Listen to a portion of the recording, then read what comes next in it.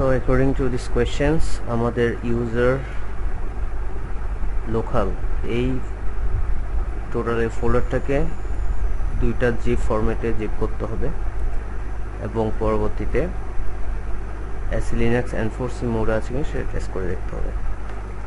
So আমাদের যদি DZ2 actually GZ2 হয় না, GZ হয় gzip।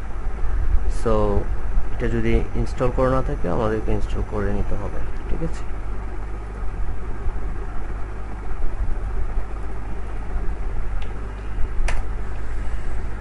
So DNF install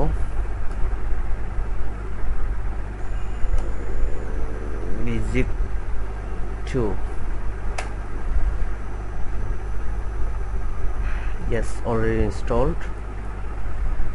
And gzip, okay. Yes, this also already installed here.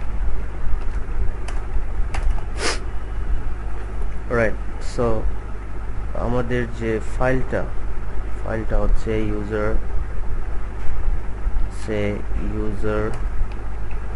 local এই ফাইলটার যা কিছু আছে যাবতীয় সবকিছু আমাকে দুইটা ফরম্যাটেই কম্প্রেস করতে হবে। সো কম্প্রেসের জন্য tar, ওকে। সো আমরা যদি হেল্পে যাই কোথায় tar কি করব সেটা বুঝতে হবে এখান থেকে। যেমন tar দিয়ে যদি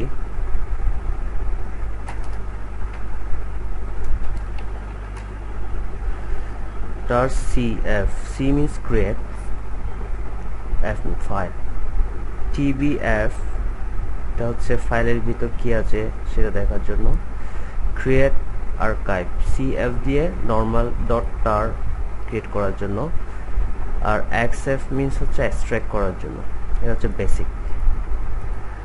আর আপনি যদি এর মধ্যে c means create, f means files, right, এর মধ্যে আপনি যদি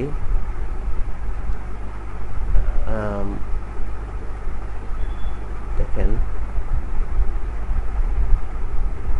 আপনি যদি ছোট হাতের জি দেন তাহলে একটা ফরম্যাট, বড় হাতের জি দিলে আলাদা একটা ফরম্যাট ক্রিয়েট হবে। সো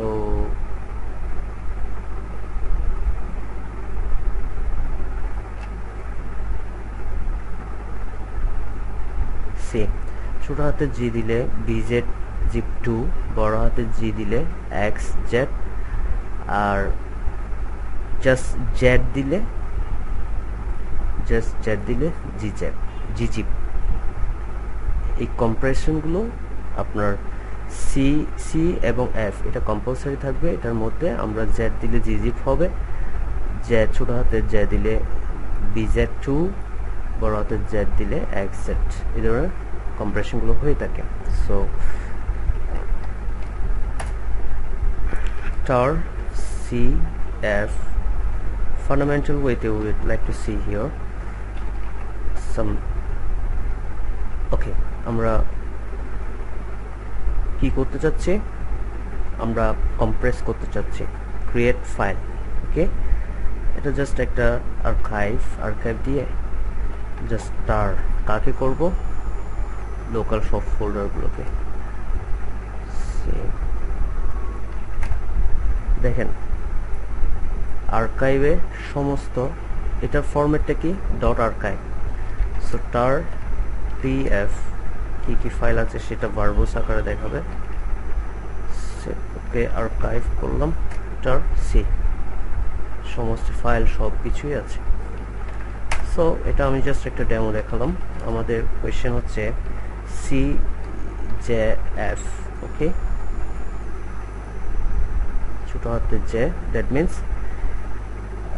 আমার ফাইলের নেমটা কি হবে, রুট, কোথায় যাবে, রুটে যাবে backup.tar.bz2, রুটে যাবে, রুটে গিয়ে নাম হবে backup.tar.bz2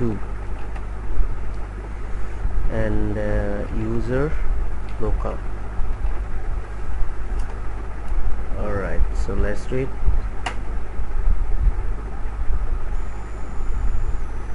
okay.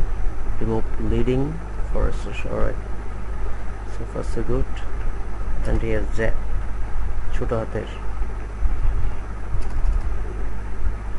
ZZ, right? See if you confusion carrying this file formatting, please check have option unless see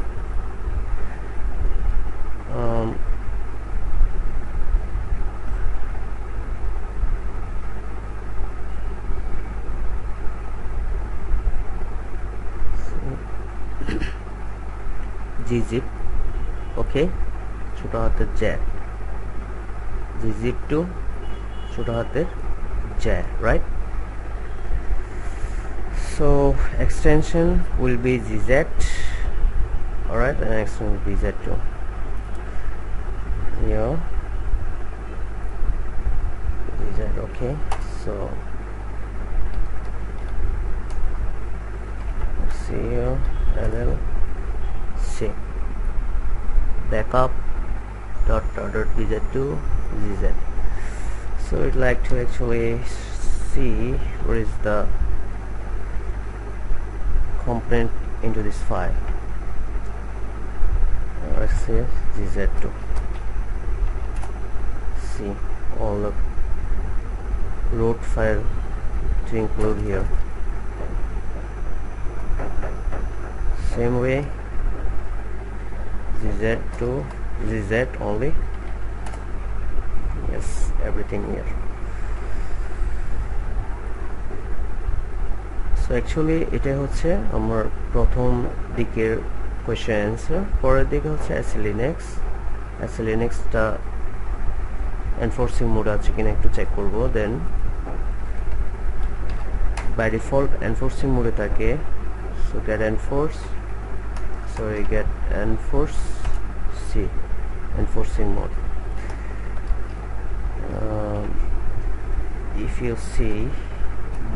If you clarify more about the SLNX, so see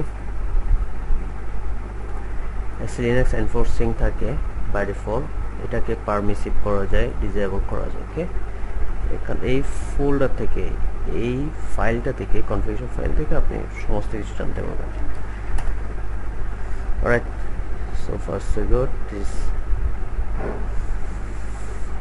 So this is how actually you have to answer this 11th number questions, archiving and transferring files and SLNX. So thank you all.